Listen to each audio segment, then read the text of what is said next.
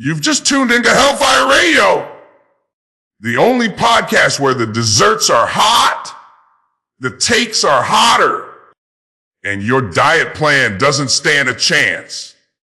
From cinnamon rolls that stick to your soul to tiramisu that made 3 interns cry, we don't judge your cravings, we narrate them. Hellfire Radio. Dessert talk so good, you'll pretend calories aren't real. Welcome back to Hellfire Radio. Sinfully Sweet, episode 10 part 2. Apple pie, a patriotic Snoozefest. A broadcasting straight from the Ninth Circle's test kitchen. Hellfire Radio. I'm your host, the Prince of Pastries, the sizzler of lava cake, the one who deep fries dignity. Hedra. Today's episode, after the key lime pie treachery, we're going on to part 2. Apple pie, a patriotic Snoozefest. So grab a fork, sharpen your judgment, and let's commit some culinary sins together. Apple pie, a patriotic Snoozefest. Let's talk about the dessert America refuses to question. Apple pie, the crust-wrapped flag, the butter-brushed anthem, the pastry equivalent of a bald eagle riding a tractor through a cornfield while yelling freedom. Now, I'm not saying apple pie is bad. I'm saying it's a very average dessert hiding behind exceptional marketing. Like, people act like apple pie floated down from the heavens in a gold-plated baking dish, hand-delivered by patriotic grandmothers riding clouds shaped like Betsy Ross. But take away the fireworks and the nostalgia. You're left with a lukewarm fruit pile in a half-soggy trench coat. Let's get real. The crust, either dry enough to exfoliate with, or it's damp enough to qualify as soup. The apples, a gamble, mushy sadness or defiant rawness.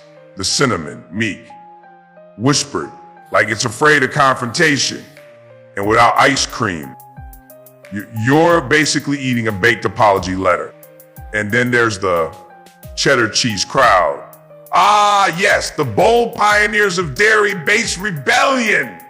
They slap cheese on their pie and act like they're storming culinary Olympus. I see you. I applaud your audacity. But I also send your pie to the 8th circle of the pantry, where the bland go to think about what they've done. And let's be clear.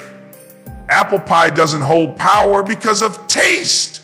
It holds power because no one dares speak against it. It's the prom queen of desserts.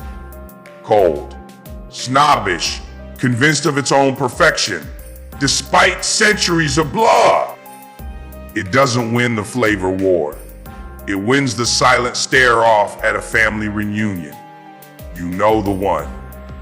Where the pie shows up, smug and steaming, daring anyone to suggest a better option. You think you're bold, bring in a fudge tart. Cute. Enjoy the side eye from Aunt Patty and the Founding Fathers. But let's not pretend this thing is innocent. You want a little theological truth bomb. Everyone blames the apple, like one bite of hot fruit was all it took to spiral civilization into disarray. Oh no, sweethearts! That wasn't just an apple. That was proto-pie. Tart, seductive, wrapped in mystery, offered up with a wink and a you know you want it. And Eve, bless her, took one bite and said, yeah, I'll burn paradise down for this. So the next time you lift your fork to a steaming slice of wholesome Americana, ask yourself, you ever wonder where that pie's been? Because I know, and it rhymes with eternal consequences. And that, my friends, is the last crusty word. But look, I talk a lot of trash. I roast. It's literally my brand. But if you hand me a slice of apple pie, tart Granny Smith's thick buttery crust, a little caramel drizzle, scoop of vanilla bean on the side. Oh, I'm eating it. I'm eating it with the enthusiasm of a sinner. At it all, you can sin buffet. Because here's the truth no one expects from the Prince of Petty. I love apple pie. I love it in the way you love a toxic ex. Dangerous, nostalgic, smells amazing, ruins your life a little. It's a problematic fave. A flaky, cinnamon lace contradiction I will judge loudly and devour privately. So yes, apple pie is overhyped, overly praised, and coasting on pure national guilt. But it's also warm and comforting, and sometimes evil tastes amazing. Stay deliciously corrupted, my little snackers. And remember, life is short. Eat dessert first.